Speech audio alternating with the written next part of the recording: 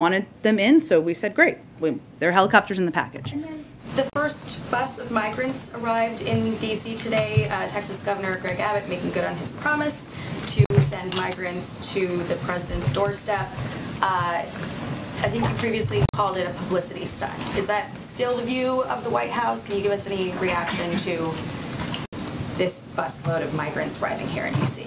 Well, these are all migrants who have been processed by CBP and are free to travel, so it's nice the state of Texas is helping them get to their final destination as they await in their outcome of their immigration proceedings, and they're all in immigration proceedings. And then on your statement this morning, you had mentioned in that statement that the truck inspections have led, that Governor Abbott has been conducting, have led to disruptions for the food and automobile supply chains and rising prices for families.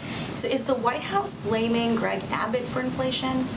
Well, I think we're trying to state the facts of what another political stunt that we're seeing happen and the impact of it. And what we're seeing is right now, factually, there's over $1 million in trade crossing over the U.S.-Mexico border every minute. These actions are impacting people's jobs and the livelihoods of hardworking families in Texas and across the country. That's not a political statement. That's a statement of fact. I'd also note that what we're seeing with these unnecessary inspections of trucks transiting ports of entry between Texas and Mexico are significant delays, which are resulting in a drop in commercial traffic of up to 60 to 70% in some ports. And that is significantly impacting the local and regional supply chains to the point that trade associations, officials, and businesses are calling for the Texas governor to reverse this self-inflicted gridlock. I'd also note that CBP officers are very good at their jobs, and Texas DPS does not need to replace CBP at the southern border. CBP has conducted a record number of drug seizures with more than 900,000 pounds of narcotics seized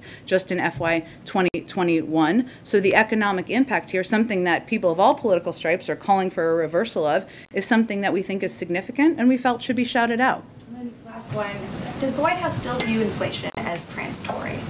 That is the view of the Federal Reserve and outside economists, and they all continue to project it will come down this year.